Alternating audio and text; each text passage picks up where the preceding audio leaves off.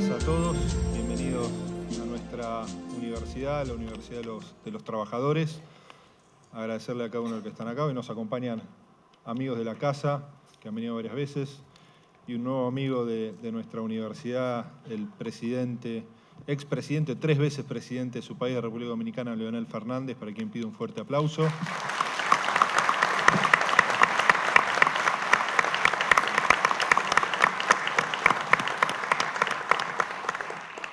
El vicecanciller de nuestro país, Eduardo Soaín, también, que ha venido varias veces.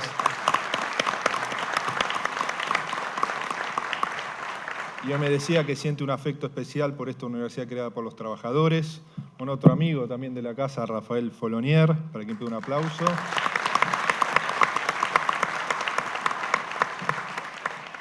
Y también el compañero de SADOP, secretario general de SADOP, Mario Almirón. Gracias, Mario.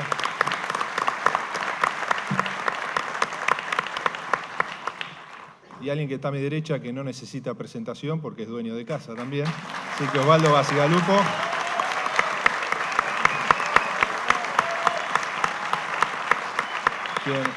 Quien nos va a dar la bienvenida a todos y especialmente a Leonel. Osvaldo. Bueno, buenas tardes a todos y a todas. Primero que nada, agradecer la presencia de tan ilustre mesa, al compañero de SADOP, a los compañeros, y agradecerles a ustedes llegar hasta acá y recibirlos en esta casa, que es la Casa de los Trabajadores. Tenemos la suerte de poder ser una de las organizaciones sindicales más importantes del país, donde tiene este tipo de universidades, donde se puede desarrollar. Así que, nada más, desearles lo mejor y gracias por estar acá.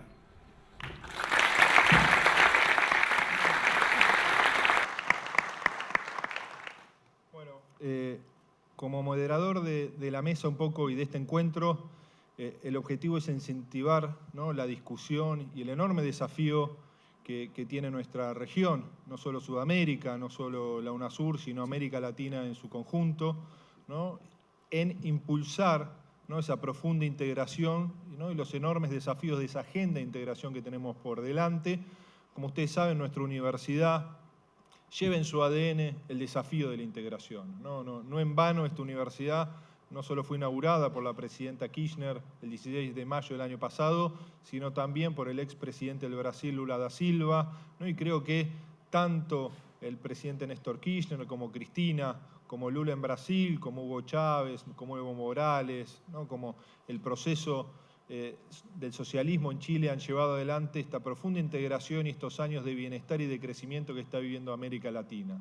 Y parte del desafío que hoy conversábamos con Leonel de cara de la agenda a futuro. Por eso conformamos esta mesa no solo con representantes de los trabajadores, ¿no?, como son Osvaldo y son Mario, sino por actores cotidianos en el proceso de integración, ¿no?, de nuestro país, como es Eduardo y como es Rafael, ¿no?, y también sumar la perspectiva, ¿no?, de lo que es la CELAC y de un actor en lo que ha sido el proceso de integración de América Latina, ¿no?, y de acercar muchas veces las posiciones, ¿no?, y tratar de resolver los conflictos como ha sido Leonel Fernández.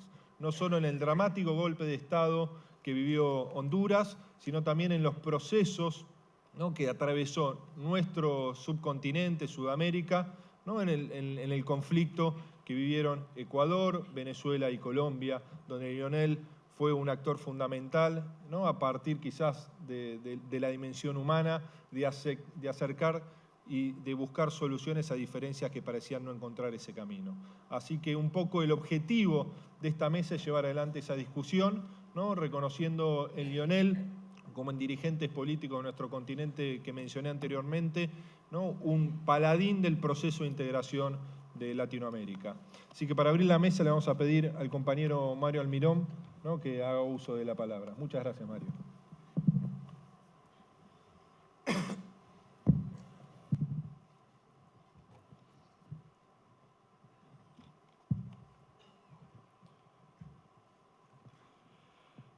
Bueno, muchas gracias, Nicolás.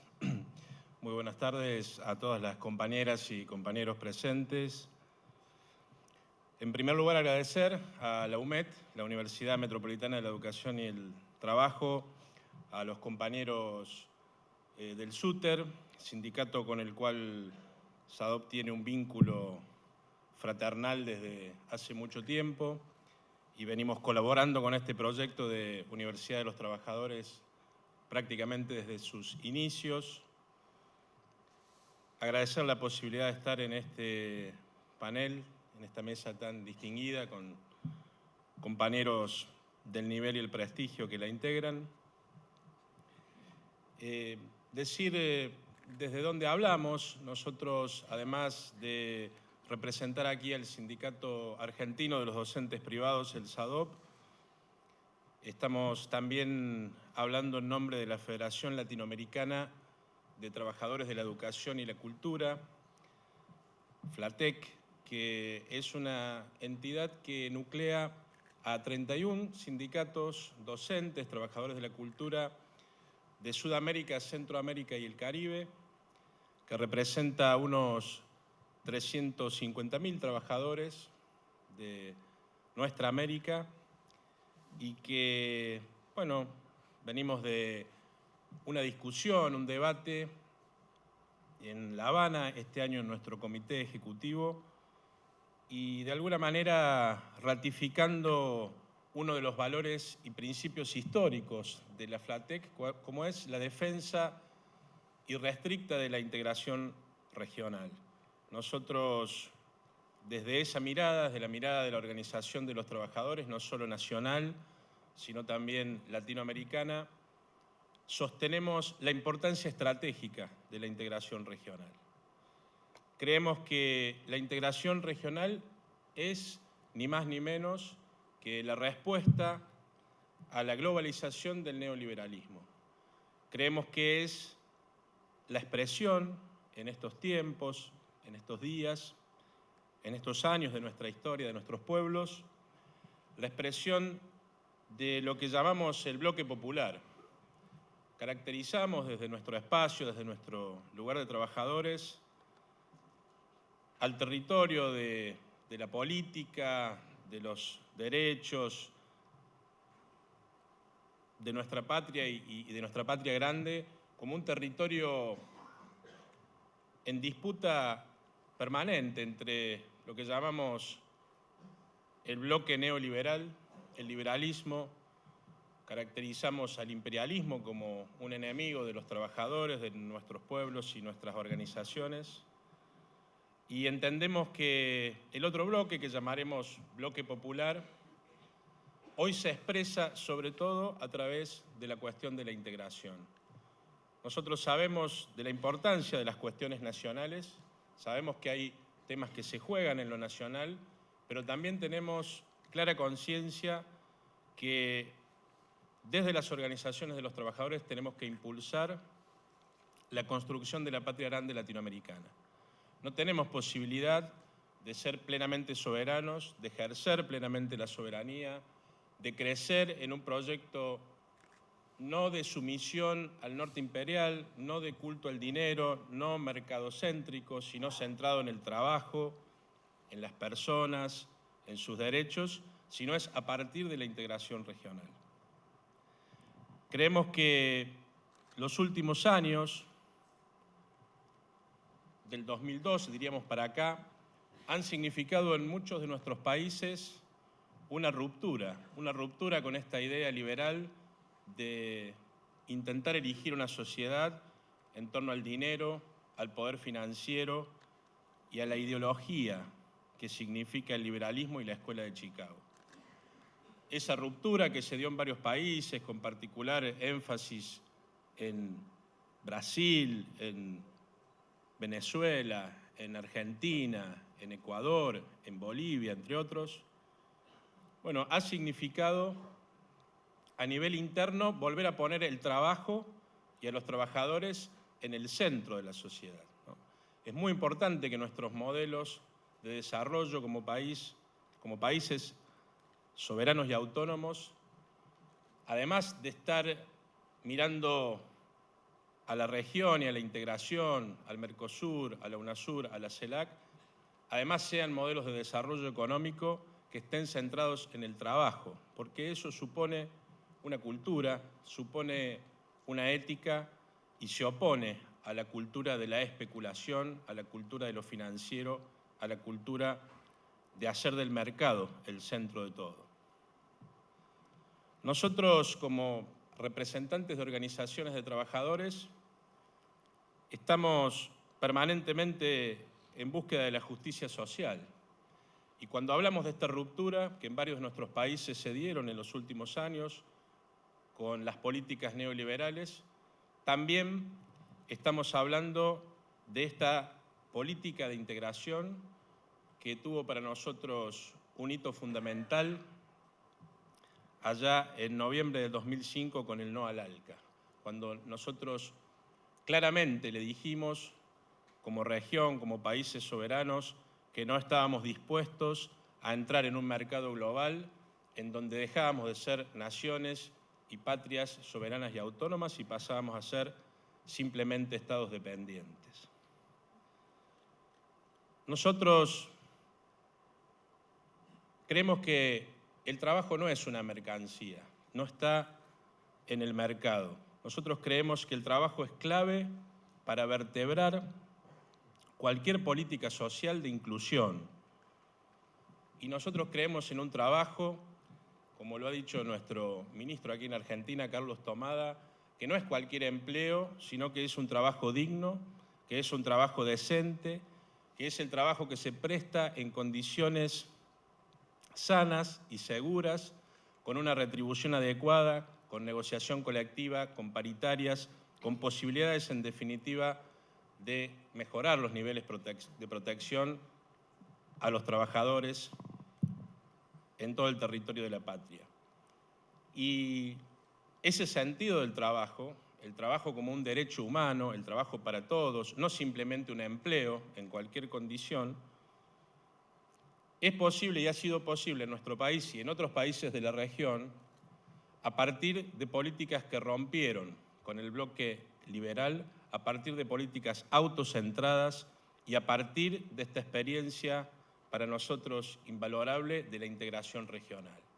Nosotros creemos en particular que tanto la CELAC como la UNASUR son genuinos resultantes de esta época política que vive Latinoamérica, que es una época política histórica, que soñaron algunos de nuestros próceres, pero que nosotros estamos viendo concretarse, ¿no? A veces uno escucha que se habla de la integración regional como si fuera una utopía, como si fuera un mero proyecto, como si tuviéramos que construir lo que no está. Y la realidad es que se está construyendo, la realidad es que lo vivimos todos los días. Antes de venir para acá, escuchábamos las noticias que nos daban cuenta de cómo avanza la participación de la UNASUR en los distintos ámbitos en donde se discute y acuerda la política internacional. Creo que, como todo territorio político, es un territorio en disputa, decía antes. Es absolutamente cierto que este proceso de integración tiene enemigos en el poder imperial, tiene enemigos en el liberalismo conservador, en el capitalismo financiero, tiene enemigos en aquellos que siempre han generado un antiproyecto a nuestro proyecto de justicia social.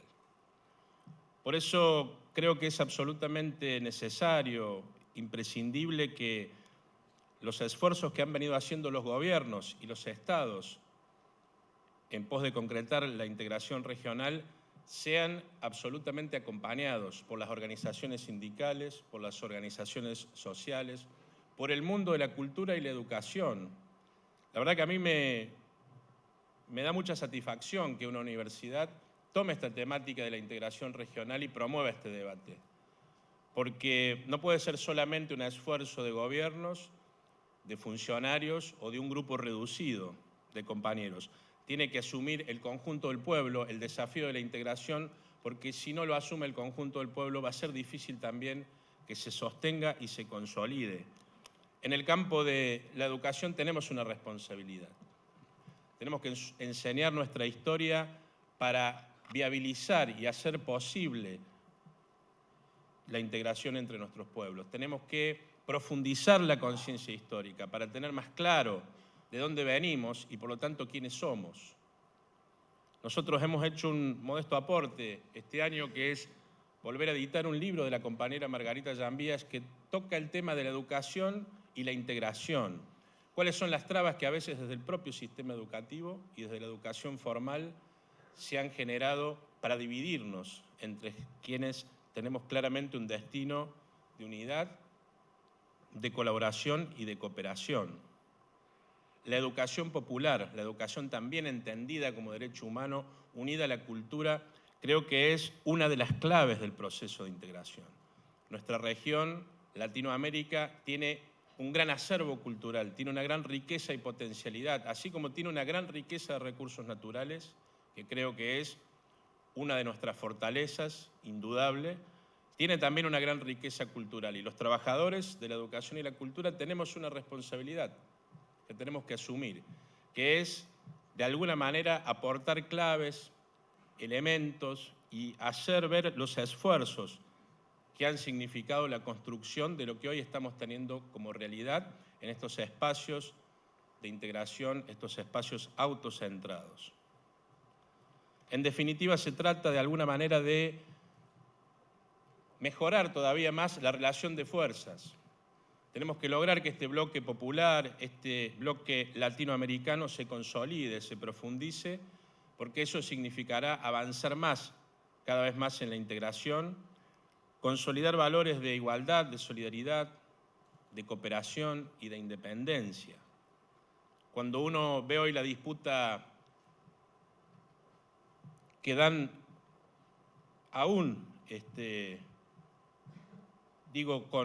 con aliados en nuestro propio territorio, los llamados fondos buitres, el capitalismo financiero, no tiene que tener ninguna duda que el pueblo tiene que estar cada vez más organizado, cada vez más movilizado y concientizado para defender sus propios intereses y para consolidar esta construcción de la integración latinoamericana es absolutamente central para el futuro.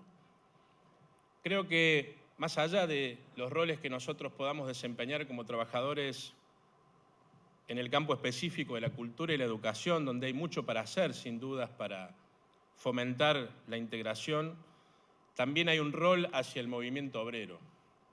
Nos parece y estamos convencidos que el conjunto de las organizaciones sindicales y sus centrales tienen que avanzar más decididamente, con más voluntad política en este objetivo.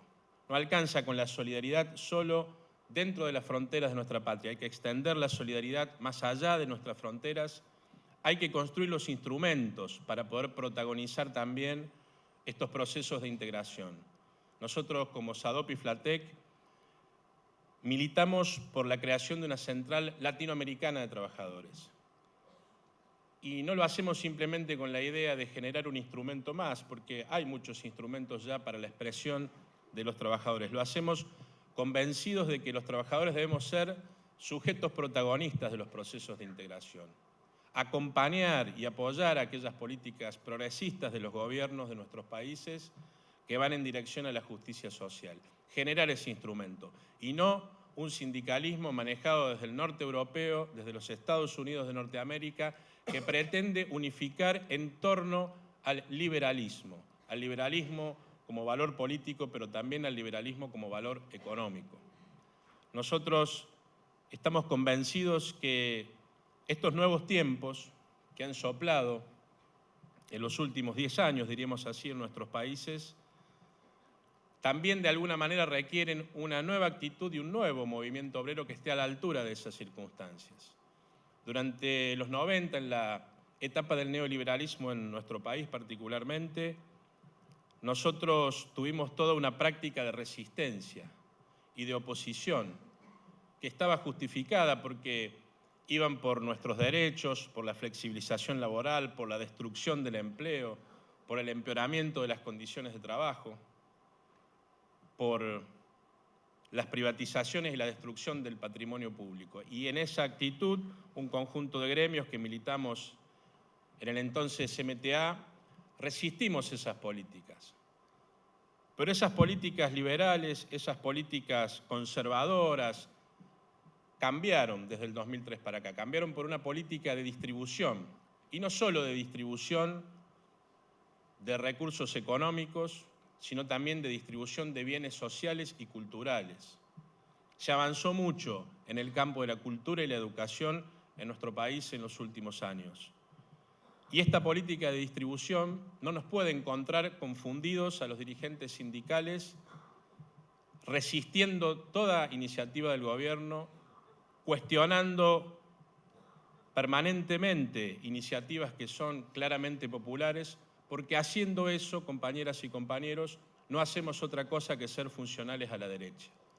Nosotros tenemos nuestra agenda gremial reivindicativa, claramente la tenemos, que va desde lo salarial hasta las condiciones de trabajo. Pero también tenemos un posicionamiento político, y el posicionamiento político es de claro apoyo a este proceso que ha significado en los últimos años mayores niveles de soberanía, de justicia social, de igualdad y de justicia de oportunidades para todos. Sabemos que falta mucho, pero también sabemos que vamos a lograr eso que falta si profundizamos la direccionalidad de ese cambio.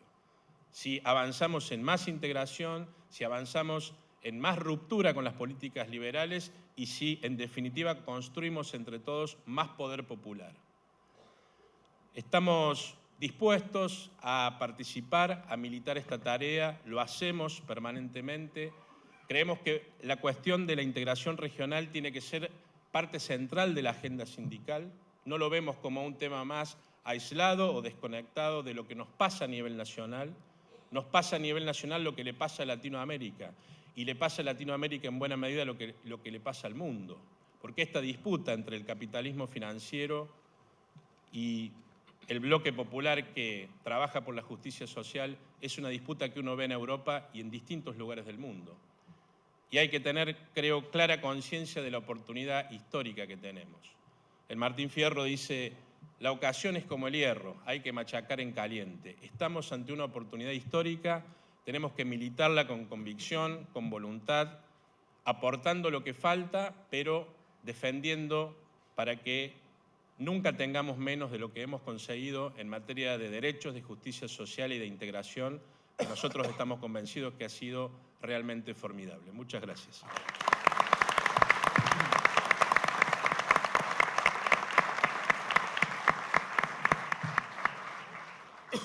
Bueno, muchas gracias, Mario. Le vamos a pedir a quien me reclamó en su momento, que me dice: cuando me presentaron no dijeron que también soy parte del UMET. Así que, como ustedes saben, Rafael también coordina todo el esquema de relaciones internacionales de la universidad, así que también es un hombre de la casa. Gracias, Rafael, por acompañarnos.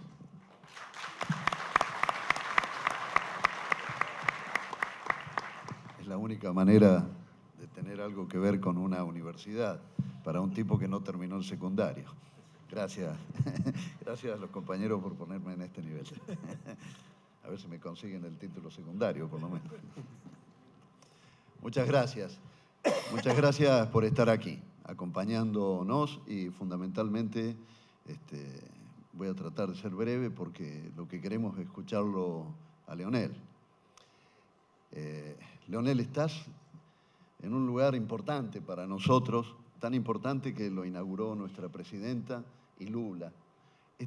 Creemos, nadie se ha quejado cuando nosotros decimos esto, creemos que es la primera universidad latinoamericana propiedad de los trabajadores. Estás en ese lugar.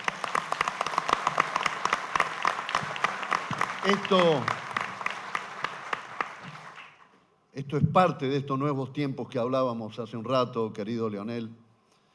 Es parte de estos nuevos tiempos. Como es parte de estos nuevos tiempos la reunión que hay aquí cerquita, en Brasilia, de los BRICS, de Brasil, Rusia, India, China y Sudáfrica, que son, fijémonos, el 40 y pico % de la población del mundo y casi un cuarto de las riquezas del mundo, pero están reunidos además con la CELAC y con la UNASUR, con lo cual estos organismos que representan a todo esto, a nosotros mismos, representan más de la mitad del mundo. Esto está ocurriendo en estas tierras latinoamericanas, suramericanas, de la América nuestra, como decía Martí. Estos son los tiempos. Y este hombre que tenemos aquí hoy es un hombre de estos tiempos. Mírenlo, tan joven que es y ya fue 3 veces presidente. Kirchner me decía, hay que pedirle la receta a Leonel. Hay que pedírsela para ver cómo se hace para estar tanto tiempo. Además, es altamente probable que alguna vez nos visite nuevamente como presidente, otra vez, de la Dominicana. Sería para nosotros un gusto que lo hiciera, Leonel. Pero bueno, esto es lo que pasa y comentábamos alrededor del rol de estos organismos y particularmente de la CELAC y la UNASUR también, pero de la CELAC, porque es la que lo incluye a Leonel, a él y a su país. En la CELAC yo tuve la enorme suerte de verlo trabajar junto a Lula, junto a Chávez, a Kirchner y muchos otros, a Leonel. Él, a criterio de Néstor, era el que tendría que tener el rol de juntar a todos los demás en el espacio centroamericano y del Caribe. Yo creo que ese rol él ya lo ha jugado en parte. Lo que le estamos pidiendo es que siga haciendo un esfuerzo para hacerlo, porque no es fácil. Es más fácil coordinar, juntar, hablar de la unidad en el espacio suramericano, pero en el espacio que incluye a Centroamérica y el Caribe es sumamente más complejo. Vaya si lo sabe Leonel. Pero gracias a él se lograron muchas cosas para poder crear la CELAC. Él es uno de los padres de la comunidad de estados latinoamericanos y del Caribe. Así que estamos agradecidos contigo y con tu pueblo, Leonel, por este trabajo, porque somos fanáticos de la integración, absolutamente fanáticos. Creemos que no tenemos ningún destino sin unidad suramericana y latinoamericana. No hay destino posible. Y tú lo entendiste bien y has hecho todo esto que te estamos agradeciendo. Quizás por eso también estás aquí hoy.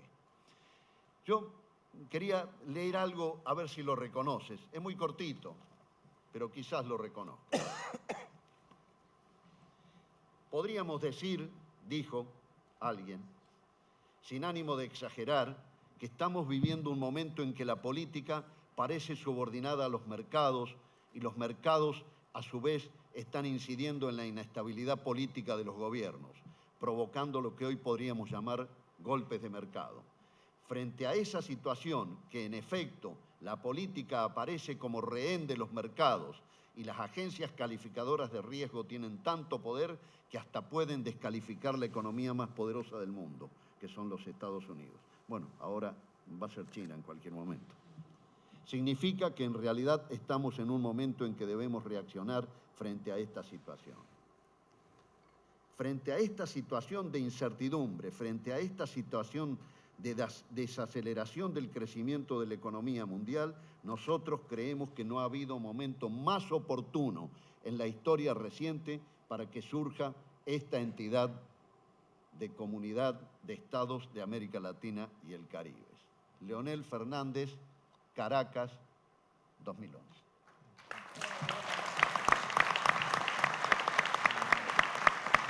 Este era el rol que jugaba y que juega Leonel. Este es el tipo que tenemos con nosotros para charlar y para escucharlo hoy. Él ha sabido llevar adelante algo fundamental en esta etapa de la integración al sur de Estados Unidos, que es la aceptación de la diversidad, la aceptación de los distintos, la aceptación y la noción del consenso, la búsqueda permanente del consenso, no por la galería, sino en los bifes, en las cosas concretas que nos unen y que no nos separan a los latinoamericanos, a los caribeños, a los suramericanos, para concretar ese sueño de esta patria grande. Leonel lo ha practicado a esto toda su vida. Nosotros necesitamos personajes, dirigentes de este tipo, porque sin ese consenso, sin aceptar que los que son diversos, que la diversidad puede conformar una nueva forma de unidad, sin eso estamos condenados al fracaso. Leonel entiende esto y lo practica. Y coincide con Lula cuando Lula habla de que hay que crear crear la doctrina de la integración, o de Cristina cuando dice que tenemos que crear el consenso del sur para nosotros y para el mundo. Esto es coincidencia absoluta con el pensamiento de Leonel. Entonces, yo para terminar, quería pedirte, Leonel, que recordemos, no en forma de homenaje, pero que recordemos que hay dos amigos, compañeros, dirigentes que no están, que trabajaron contigo. Ellos son el comandante Chávez y Néstor Kirchner. Yo estoy seguro, Leonel, que tú sabrás seguir levantando las banderas de Chávez y de Kirchner por la integración latinoamericana. Muchas gracias, Leonel, por estar aquí.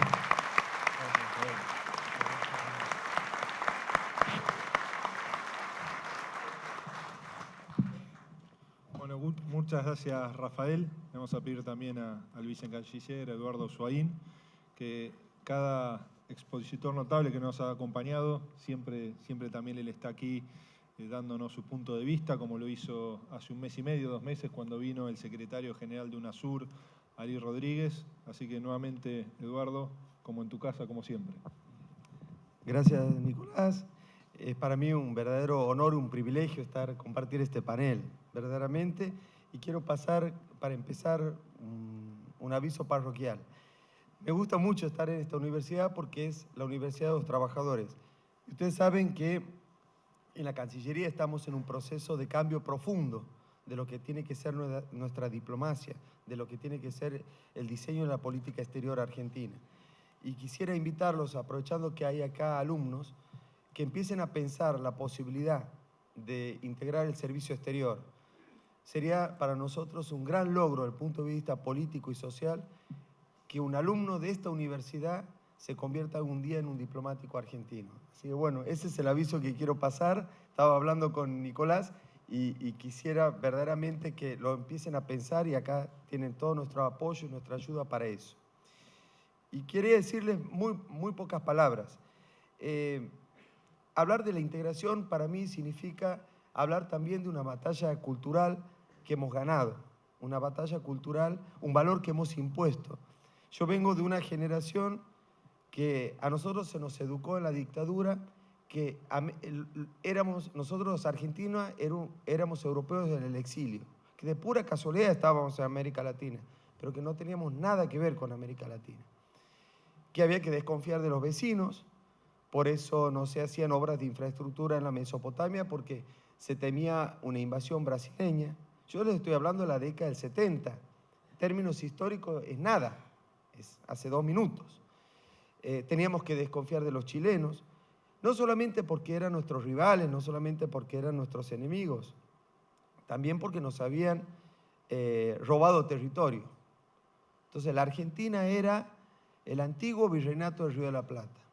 Y el objetivo de la extrema derecha era, teníamos que reconquistar esas tierras. Todos los vecinos nos habían sacado algo. Y fíjense, hoy, pocas décadas después, estamos hablando de la integración como si nada. Un valor natural que forma parte no solamente de la política exterior de nuestros países, sino también de nuestra sociedad. Lo escuchábamos, compañero Mario Almirón. Está dentro, está encarnado, está dentro de nosotros el valor de la integración. Pero hay otra batalla cultural que la estamos librando hoy, que es la retórica de la integración. Yo creo que nosotros tenemos que plantearnos una estrategia, y acá me voy a inspirar en lo que dijo el presidente Leonel Fernández. Yo siempre a los expresidentes le digo presidente, nunca dejan de serlo. De que nos tenemos que dar una estrategia para una integración real, concreta. Y esa es la batalla que hoy estamos librando. Hemos construido UNASUR. UNASUR es un importante foro, una importante alianza política que nos ha permitido consolidar el valor de la democracia en América Latina, en América del Sur. No es poca cosa. UNASUR jugó un rol fundamental para evitar el golpe de Estado en Bolivia, para evitar el golpe de Estado en Ecuador, para hacer ver que un golpe de Estado no es gratis, y por eso el gobierno golpista de Paraguay se lo aisló políticamente. Pero como decía nuestra presidenta, se aisló políticamente al gobierno, no al pueblo paraguayo. Por eso siguieron los programas de cooperación, siguió la vinculación económica y comercial. Bueno, esos valores los logramos fortalecer en UNASUR. Pero falta mucho, y esa es la batalla que estamos librando. Fundamentalmente, y yo siempre hago énfasis, pongo el énfasis en la integración física, porque si no nos podemos movilizar, si no realizamos las obras, no solamente movilidad humana, también la posibilidad de proyectos económicos comerciales comunes. Yo vengo del NOA, soy de Santiago. Para nosotros es importantísimo abrir los puertos chilenos para que la región del NOA tenga viabilidad económica. Entonces, tenemos que trabajar fuerte también en la integración física. Pero hemos avanzado mucho en la alianza política, que trasciende las ideologías. Ustedes fíjense que Mercosur se había construido bajo un mito que, claro, bueno, como eran gobiernos progresistas, no había ningún problema entre los presidentes, entonces la coordinación política y el apoyo político era fácil. Lo hemos demostrado con Piñera en Chile que no era así. Con un gobierno de centro-derecha hemos logrado una excelente coordinación y hemos ido fortaleciendo estos valores. Fíjense también cómo hemos avanzado, que en la última asamblea de la OEA, donde Argentina está librando esta batalla desigual contra los fondos buitres, hemos escuchado los discursos y las posiciones de países. El Caribe apoyando a la Argentina con los fondos buitres. O sea, hemos avanzado, pero todavía nos falta. CELAC es otro punto importante y acá, para terminar, quería agradecer al presidente Fernández porque jugó un rol decisivo en la constitución de CELAC. ¿Por qué es importante? ¿Es un foro político más? No. Es un foro para que los diplomáticos, los presidentes vayamos a protagonizar cócteles y lindos discursos. No. Se trata de integrar también al Caribe. El Caribe anglófono y francófono reportaban a sus ex capitales, ex metrópolis coloniales. Con la CELAC hemos logrado integrarlos al foro latinoamericano, al ámbito latinoamericano. Y ahí el presidente Fernández jugó un rol decisivo. Logramos integrar a Cuba, ganando esa batalla también. Cuba vivía el aislamiento político.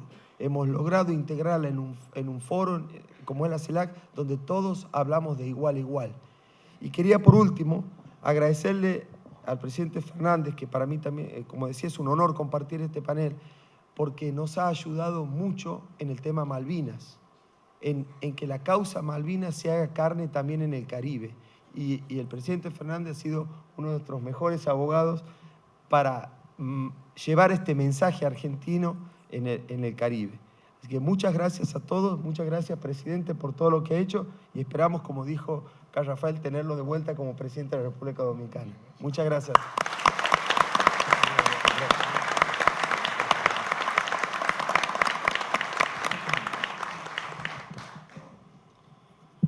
Bueno, presidente Fernández, muchas gracias. Antes de darle la palabra, agradecer a su equipo, a Marco y a todos los que lo acompañaron. Y para nosotros, a partir de la visita de usted hoy, se nos abre también una agenda de cooperación que es muy importante y esperamos poder, entre su fundación, con todo el trabajo que hacen no solo en la cultura, sino también en la educación, con nuestra universidad y con la Fundación Octubre, poder también ser una herramienta de fortalecimiento y unión de nuestros pueblos.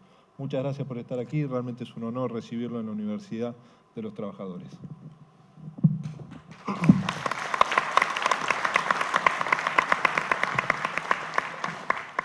Muchas gracias, Nicolás, por tan gentil invitación para participar con ustedes aquí en el día de hoy.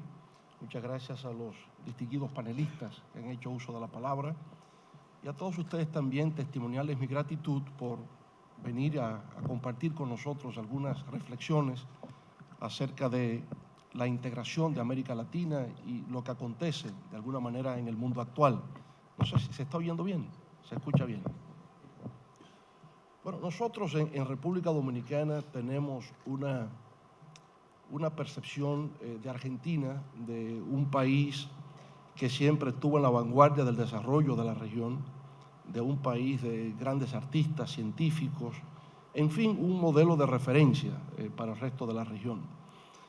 Allá tenemos grato recuerdo todavía de cuando llegó el general Juan Domingo Perón, exiliado, porque de Argentina fue a República Dominicana.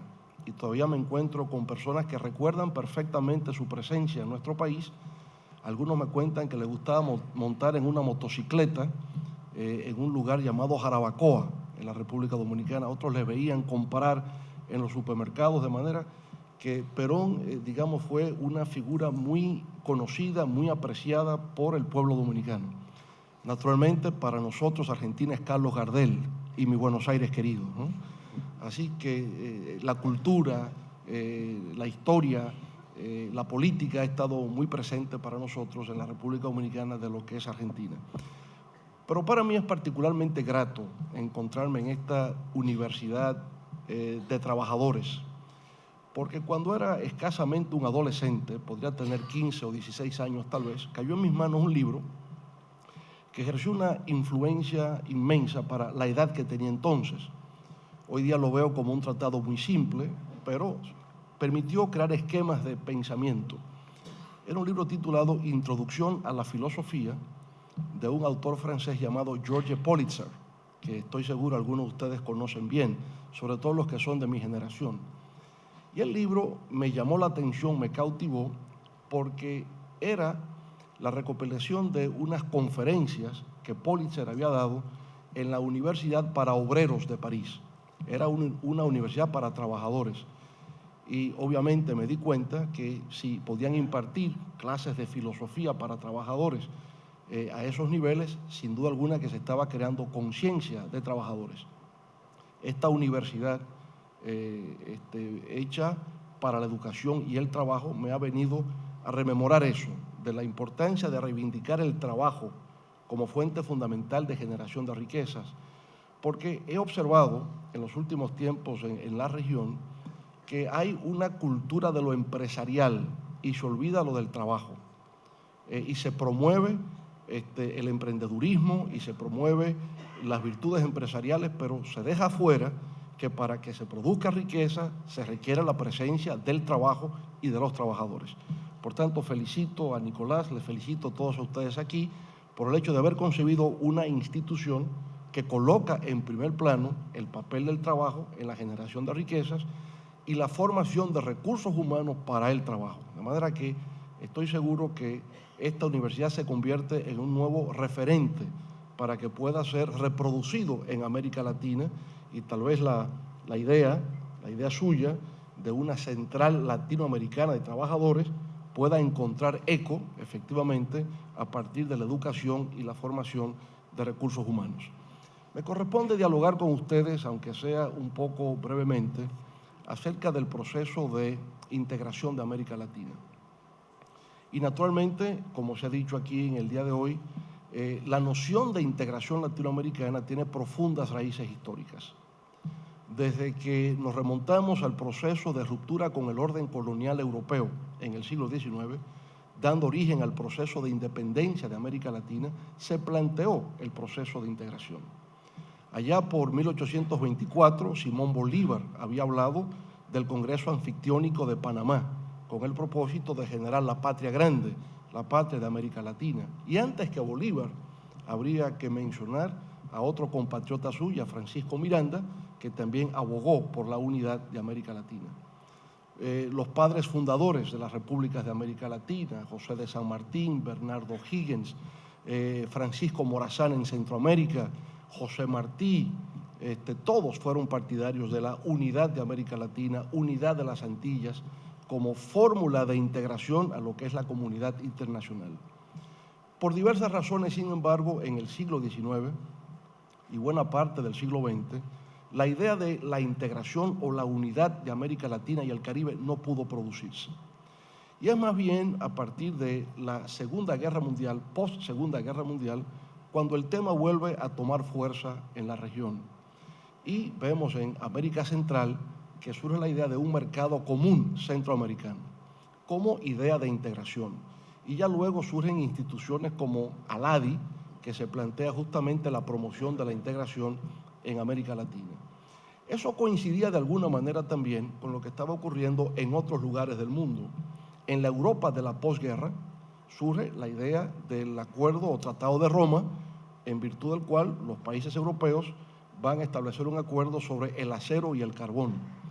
Y ese Tratado de Roma posteriormente da origen al mercado común europeo, que luego se transformará en Comunidad Europea, finalmente Unión Europea. Pero igual ocurre, por ejemplo, en África. Hay proyectos de integración que terminan con la Unión Africana, o hay proyectos de integración del mundo árabe que terminan en la Liga Árabe. Y más recientemente en Asia vemos que también se conforman bloques regionales de integración.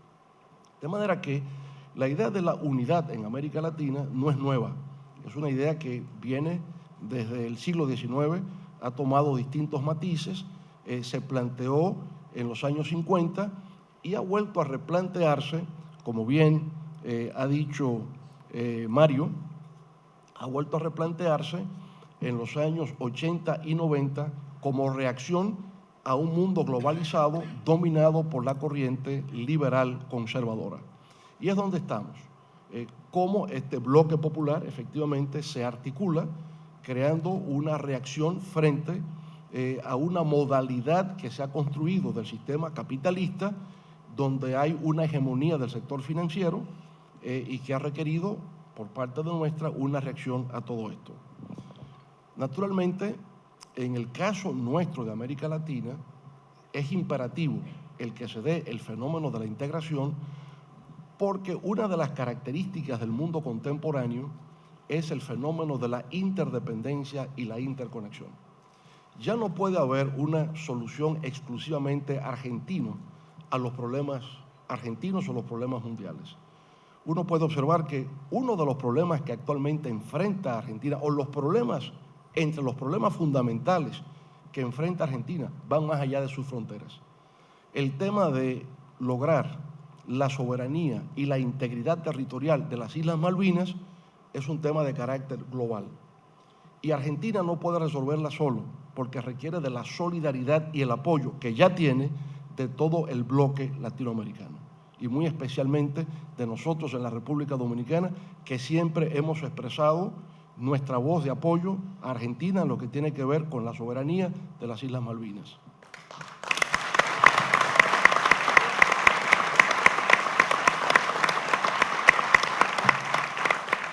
Pero si vemos el segundo problema que hoy día enfrenta Argentina, al cual ustedes se han referido con mucha claridad en el día de hoy, el tema de los fondos buitres, ese no es un tema que está en el marco territorial de Argentina, va más allá de sus fronteras.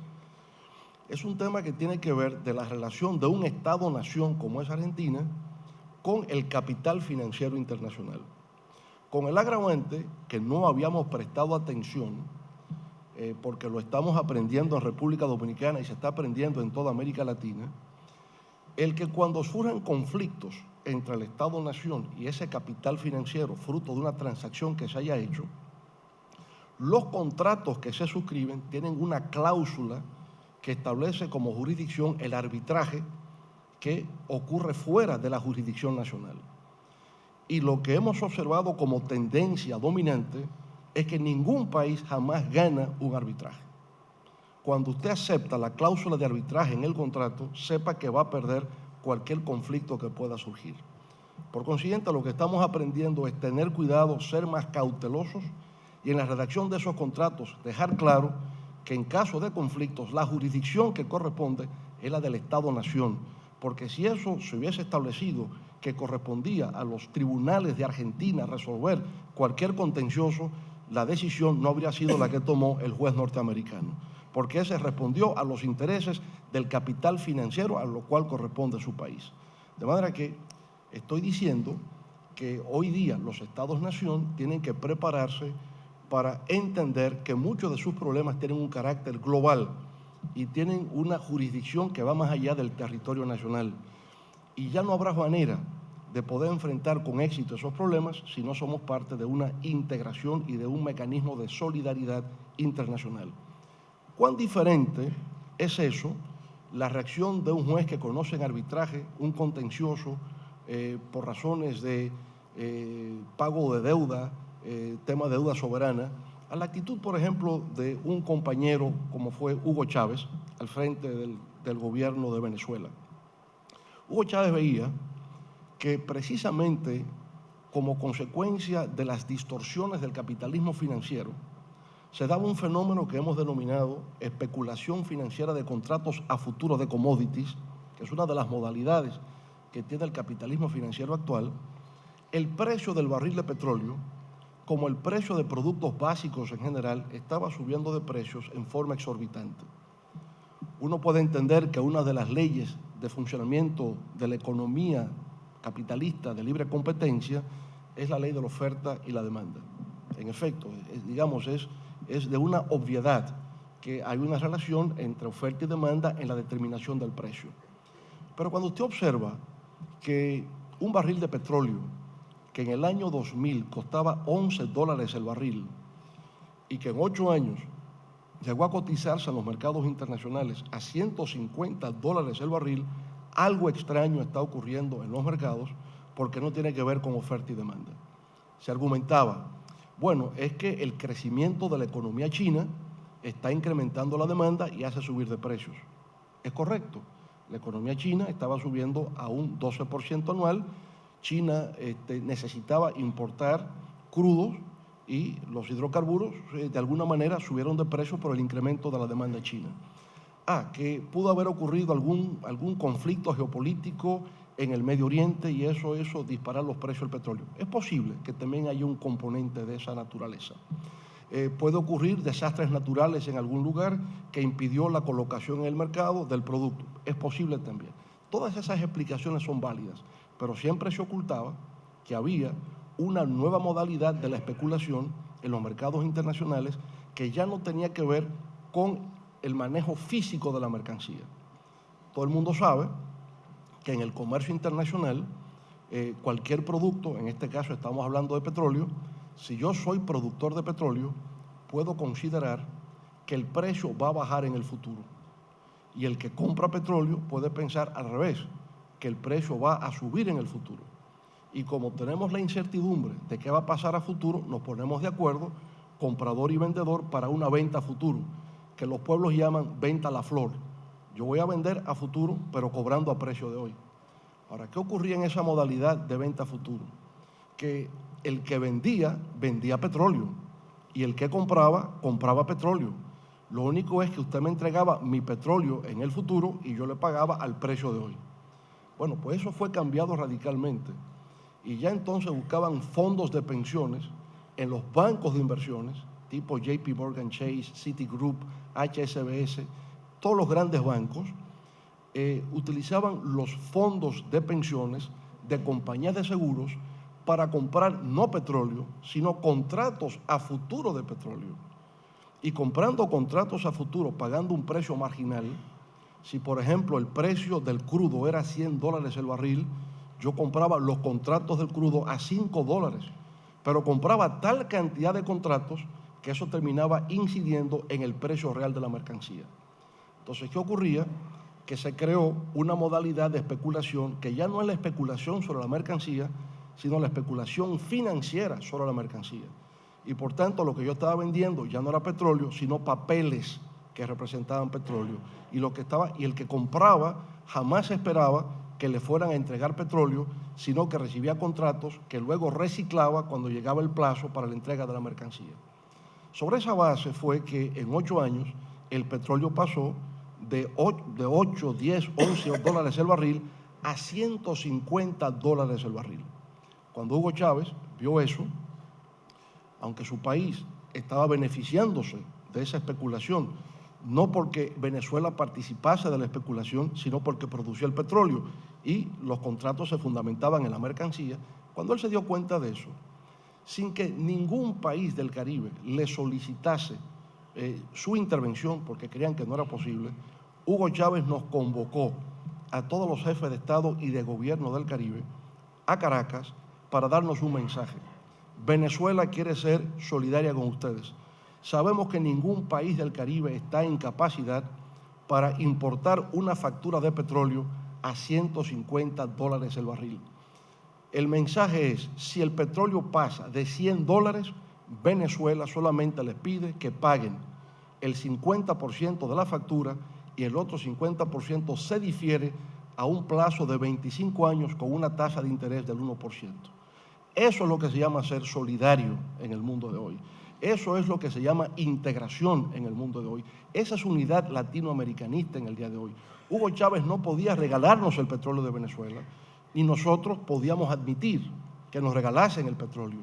Pero crear una fórmula que no respondiese a la lógica del mercado, de simple y llanamente acumulación de riquezas, sino compartir la riqueza venezolana para solucionar un problema de supervivencia de los pueblos del Caribe en aquellos momentos, sin exigir ninguna contraprestación, sin pedirle a República Dominicana ni a nadie, tienen que apoyar a Venezuela en todos sus puntos de vista, porque jamás eso surgió.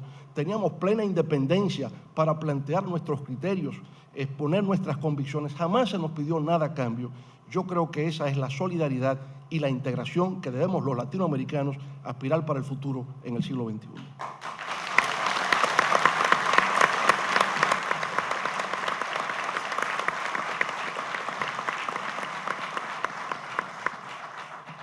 En América Latina, el tema de la integración pasa por varias modalidades de integración subregional, que se complica, se hace un poco difuso todo aquello.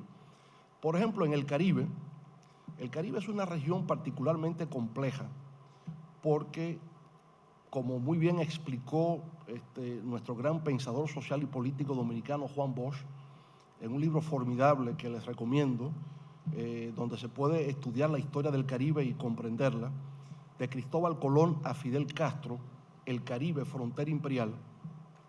En este texto, él demuestra cómo las luchas de los imperios europeos se reflejaban en el Caribe. Y por consiguiente, el Caribe moderno de hoy día es la expresión de esas luchas imperiales. Y tenemos en el Caribe, por consiguiente, un Caribe hispanoparlante, que es Cuba, Puerto Rico y República Dominicana. Tenemos un Caribe francófono, donde está Haití, vecino de República Dominicana, Guadalupe, Martinica, la Guyana francesa. Tenemos un Caribe anglófono, donde está Jamaica, Trinidad y Tobago, Barbados, Antigua Barbuda, etc. Y tenemos un Caribe holandés, Aruba, Curazao, que son todavía dependencias de ultramar de Holanda, imperio que también en conflicto con España, con Inglaterra, con Francia, reflejaba eso en el dominio territorial que se daba en el Caribe. Entonces, en el Caribe moderno tenemos una institución que nos recoge a todos, pero muy especialmente al Caribe angloparlante, que se llama CARICOM, que es Comunidad del Caribe. Pero por razones de tamaño de economías, CARICOM decidió que Cuba y República Dominicana no podían ser parte de CARICOM porque nos veían muy grandes, unas economías muy grandes. Entonces se decidió crear CARIFORUM, que es CARICOM más Cuba y República Dominicana. Pero el Caribe también puede entenderse no solamente como las islas del Caribe, sino todo lo que baña el mar Caribe, que desemboca en el Atlántico. Y por tanto serían parte del Caribe el Yucatán de México, la parte de Quintana Roo, sería parte del Caribe toda Centroamérica, con la excepción del Salvador, pero se arrastra por el resto porque El Salvador da al Pacífico, no da al Caribe. Sería parte del Caribe también la costa caribeña de Venezuela y de Colombia, lugares como Barranquilla y Cartagena de Indias serían parte del Caribe, la cuenca del Caribe. Bueno, ahí se forma entonces la Asociación de Estados del Caribe. Con lo cual quiero decir que estos 22 países serían parte al mismo tiempo de CARICOM, de CARIFORUM y Asociación de Estados del Caribe. Hay una multiplicación de instituciones que dificulta realmente una verdadera integración. Hace falta mejor comprensión y mayor intercambio entre los distintos países del Caribe, que actualmente hay prácticamente un desconocimiento. Si nosotros queremos ir desde República Dominicana a Jamaica, que nos queda a 1 hora de vuelo, primero hay que subir a Miami y de Miami bajar a Jamaica. Entonces hay que desarrollar mayores vínculos para la mayor integración entre los propios países caribeños. Pero ahí tenemos a Centroamérica, que hemos dicho que también es parte del Caribe, de la cuenca del Caribe. Pero Centroamérica tiene otro esquema de integración, que es el Sistema de Integración de Centroamérica, o SICA. República Dominicana ya también es parte de SICA y hacemos causa común y una integración de SICA con México, que es otro mecanismo de participación que se da en esa subregión. Y luego está en América del Sur, ya ustedes han logrado lo que considero que es un gran éxito de Unión de Naciones del Sur, UNASUR, pero hay también subdivisiones porque estaba el Pacto Andino, ¿verdad?, que son los países andinos fundamentalmente que no han desaparecido del todo como subregión, y entonces el gran reto es cómo convertimos a UNASUR, al Pacto Andino, a SICA, Asociación de Estados del Caribe, a CARICOM, a CARIFORUM, en lo que es la CELAC. Ese es el gran desafío de hoy día. A mí me parece que hay que respetar las subdivisiones regionales, porque por razones de proximidad geográfica, compartir fronteras, elementos en común y por razones históricas, son instituciones que tienen ya un largo trajinar, dejarlas que subsistan. O sea, no hay por qué desmantelar a CARIFORUM porque exista CELAC. Ya hay una cierta identidad entre los países caribeños, pues perfecto, que sí que sigue existiendo. Ahora, todo eso puede ser parte, todo se engloba dentro de la sombrilla mayor que sería CELAC, como una comunidad de estados de América Latina.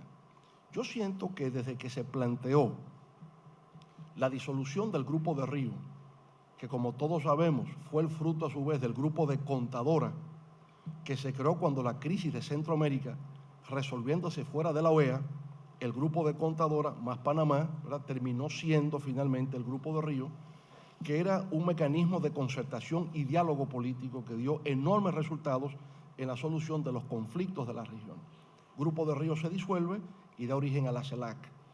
Y ha habido una gran ilusión, hay una gran esperanza en toda la región de América Latina con respecto a cuál será el fruto que nos brindará la CELAC. Y eso empieza primero por entender en el siglo XXI qué sentido práctico tiene la integración. Más allá de la retórica, más allá del sentimiento latinoamericanista, ¿cuáles resultados prácticos, tangibles, conmensurables puede dar el ser parte de una integración regional? Y creo que conceptualmente eso va abriéndose paso. Hoy sabemos que la integración no es solo política comercial. La idea de integración empezó como política comercial. Fíjense que fue la comunidad centroamericana, la comunidad de mercado centroamericano. Veo que aquí, al surgir Mercosur como mercado del sur, se vio como una unión aduanera, un mercado común o un sistema de libre comercio. Y está bien, yo creo que se puede pensar en la dimensión comercial como una forma de integración, pero sería un error limitar las posibilidades de la integración pura y simplemente a una reducción de aranceles y acceso al mercado. Porque si bien el comercio es una fuente de desarrollo, el comercio por sí solo no equivale a desarrollo. Y hoy día el gran dilema nuestro es cómo establecemos políticas permanentes de desarrollo sostenible, donde el comercio es tan solo una de las dimensiones.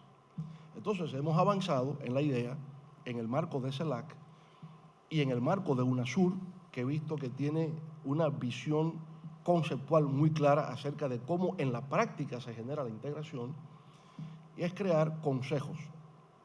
Y cada consejo va a desarrollar un área temática específica de integración. Por ejemplo, he visto un área de desarrollo de infraestructuras. Bueno, los expertos dicen que para que un país se desarrolle en términos de infraestructura se requiere una inversión anual de 6% del Producto Interno Bruto. Yo no creo que hay país en América Latina que pueda destinar el 6% de su Producto Interno Bruto cada año al desarrollo de infraestructuras. Los recursos tienen que llegar de algún lado para que eso sea posible y poder desarrollarlos al ritmo, por ejemplo, que está teniendo Asia, donde el desarrollo de infraestructuras ha sido impresionante. Nosotros necesitamos tener un desarrollo económico convergente con el mundo asiático para dar un salto hacia el desarrollo. Para eso requiere de infraestructuras, carreteras, plantas eléctricas, hospitales, escuelas, universidades. Todo esto se requiere para que el país pueda avanzar, puertos marítimos, aeropuertos, en fin. Bueno, hoy día uno va viendo cómo eso va surgiendo. En algunos países, los que conozco, por ejemplo en Brasil, surgió el BNDES, es un Banco Nacional de Desarrollo que apoya al empresariado brasileño para exportación de productos brasileños.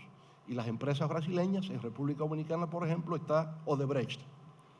Y Odebrecht, con financiamiento de un banco brasileño, realiza proyectos de infraestructuras en República Dominicana.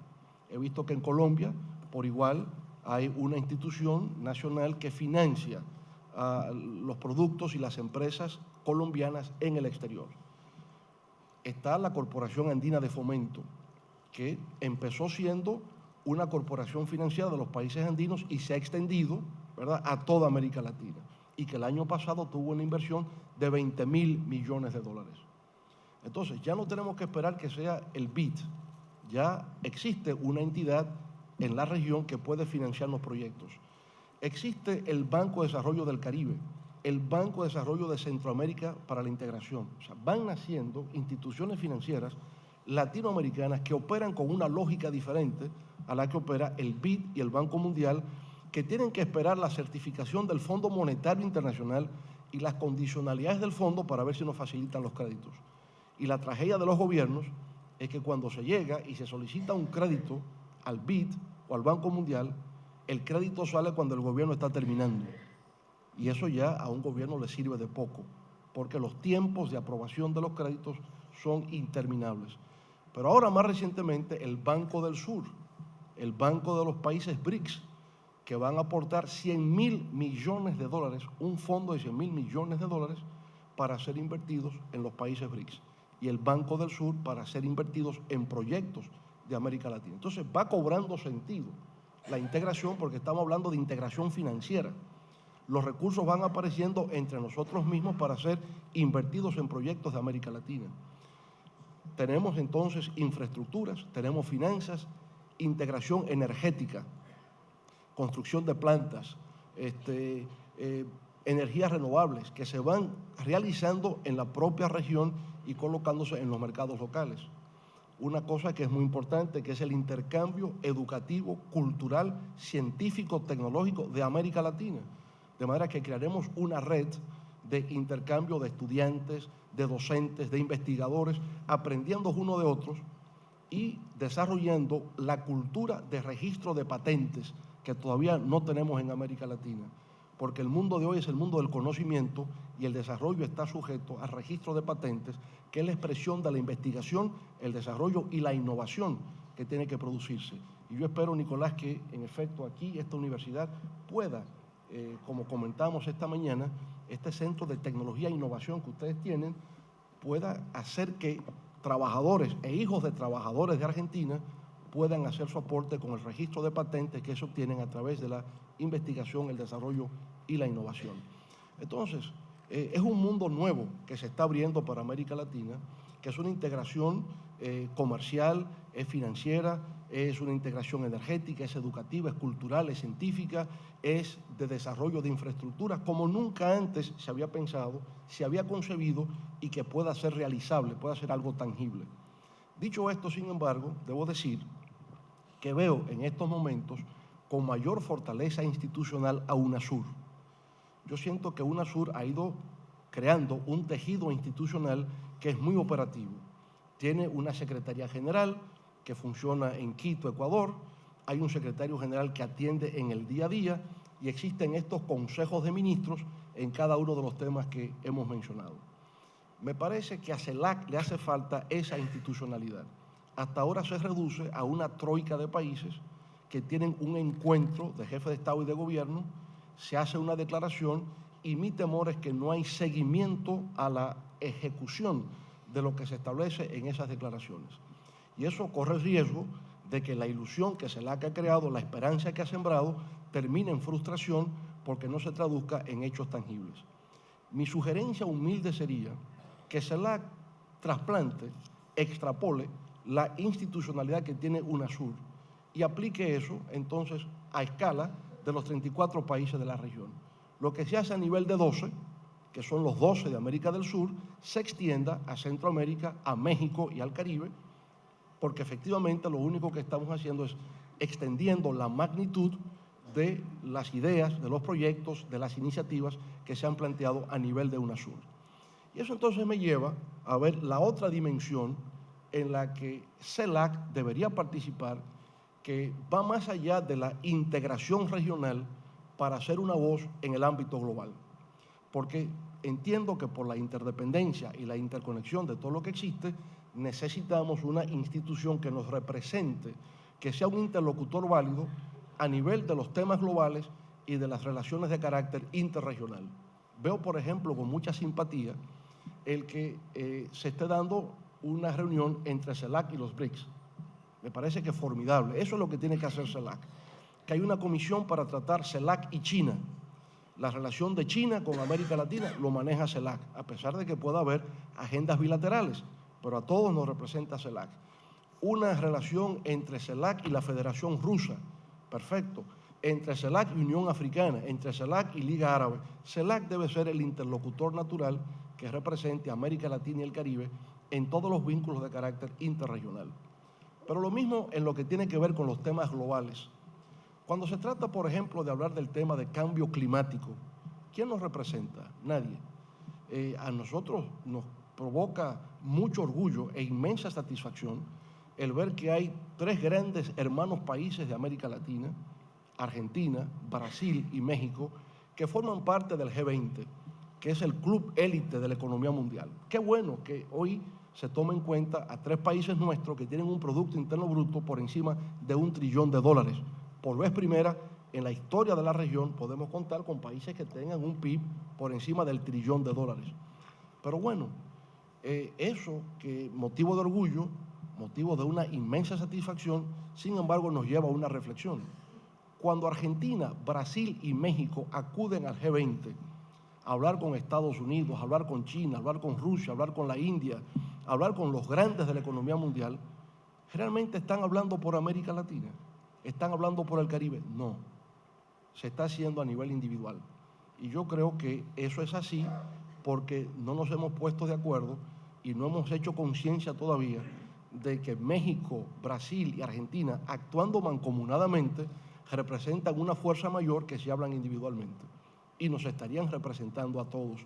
Pero ese tema de la representación ante el G20 es algo que puede resolverse en el marco de CELAC, en una discusión franca, abierta, donde le damos el mandato a estos hermanos países para que nos represente a todos. Cuando hablamos de cambio climático, ¿quién nos representa? Cada quien individualmente. ¿Cómo resolvemos el problema de la ronda de Doha, que ha paralizado el comercio internacional? Y que si no lo resolvemos, ya sabemos las amenazas y los riesgos que estamos teniendo, porque Estados Unidos sigue avanzando en su esquema de integración comercial global. Tiene el tratado transatlántico que está discutiendo con Europa. La Europa de los 27 se integra comercialmente con Estados Unidos, pero Estados Unidos también tiene el tratado transpacífico, donde quiere discutir una agenda comercial con los países de Asia-Pacífico con exclusión de China. Entonces, para nosotros, el tema es cómo liberamos la Organización Mundial de Comercio del estancamiento que se produce en Doha, que todos sabemos el motivo. El motivo fundamentalmente está en el subsidio a los productores y exportadores agrícolas de Estados Unidos y de Europa. Para un país como República Dominicana eso es clave, el que se pueda resolver el problema de los subsidios. Porque ¿qué nos ocurre a nosotros? Que a partir del año 2016, fruto del acuerdo de libre comercio que tenemos con Estados Unidos, porque estamos compelidos a tener ese acuerdo, si no, no tenemos acceso preferencial al mercado norteamericano. ¿Qué va a ocurrir? Los productores de arroz de República Dominicana. Bueno, nosotros tenemos la suerte de que el 80% de los alimentos que consumimos se producen en República Dominicana. Pero usted tiene productores de arroz, también los hay en Haití. ¿Qué pasó con los productores de arroz en Haití y es la amenaza para República Dominicana? Que Haití importa arroz de Arkansas en los Estados Unidos. ¿Por qué? Porque son subsidiados por el gobierno norteamericano en la producción de arroz y en la exportación de arroz. Por tanto, es más barato importar el arroz de Arkansas que producir arroz en Haití. Entonces los productores de arroz se van a República Dominicana a producir arroz en República Dominicana.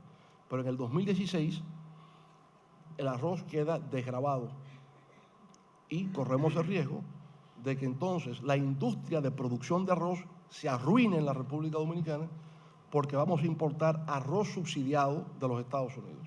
Y eso es destruir el aparato productivo nacional. Entonces, si queremos acuerdos de libre comercio, tiene que ser en igualdad de condiciones. E igualdad de condiciones significa que no puede haber subsidio a la producción y a la exportación. Tiene que ser en condiciones de equidad, porque si no, eso no es un acuerdo de libre comercio. Eso es un acuerdo de destrucción del aparato productivo de un país. Ahora, ¿quién nos defiende en eso? Si República Dominicana parece solo, a República Dominicana la van a aplastar. Pero si República Dominicana se une a Argentina y se une a Brasil y se une a todo el continente, República Dominicana será escuchada en una defensa legítima de los trabajadores agrícolas de la República Dominicana y de todo el Caribe. Y ahí es donde está la fuerza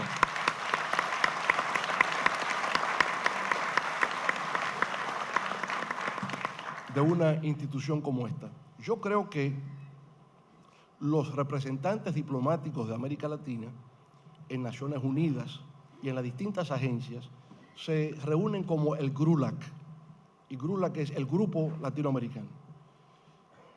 Alguien diría, puede ser solo un cambio de nombre, pasar de GRULAC a CELAC, pero yo diría es más que un cambio de nombre, porque al pasar de GRULAC a CELAC nos da una identidad, la identidad latinoamericana que va a tener una agenda para abordar los temas globales.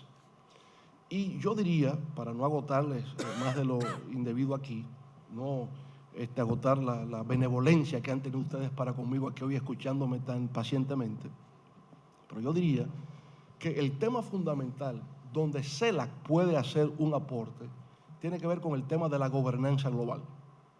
Con lo cual quiero decir lo siguiente, el orden mundial que hoy existe, que es un orden injusto, pero también un orden mundial obsoleto, es el orden que se construye post-Segunda Guerra Mundial. El Consejo de Seguridad de Naciones Unidas es un órgano que no está en capacidad para resolver absolutamente nada, porque quienes están en el Consejo de Seguridad fueron las potencias victoriosas de la Segunda Guerra Mundial. Entonces, hoy día el mundo ha cambiado, el mundo ha emergido, pero sin embargo el mundo moderno, el mundo de la globalización, de la interdependencia, de la interconexión, no es un mundo que está representado institucionalmente. El mundo institucionalmente a nivel de Naciones Unidas y de todos los órganos existentes es precisamente el de la post-Segunda Guerra Mundial. Yo siempre me he preguntado por qué razón en el siglo XXI el presidente del Banco Mundial tiene que ser norteamericano. No se admite un presidente del Banco Mundial que no sea norteamericano. ¿Y por qué el director general del Fondo Monetario Internacional tiene que ser europeo? Incluso un francés entra en un escándalo terrible de faldas y entonces mandan a otra francesa a sustituirlo a él. ¿Y por qué, si son los países de África, los países de Asia, los países de América Latina que sufren las consecuencias de las políticas de ajuste estructural del Fondo Monetario Internacional, no puede haber un africano, un latinoamericano o un asiático que sea director general del Fondo Monetario Internacional? Eso es incomprensible en el siglo XXI. Los acuerdos de Bretton Woods tienen que ser replanteados en el día de hoy y tienen que ser replanteados para que haya una gobernanza global que sea más justa, que responda más a los intereses de los pueblos y que pueda regular un conjunto de acciones que se ponen en ejecución en el plano global y que están afectando el bienestar de nuestros pueblos. En un mundo global se requiere un nuevo orden global y yo creo que los trabajadores, instituciones progresistas como estas, pueden contribuir a ese cambio inevitable que tiene que producirse en la gobernanza global y siento que CELAC está destinado a jugar un rol protagónico en ese cambio. Pero primero tenemos que crear el tejido institucional de CELAC. Muchas gracias.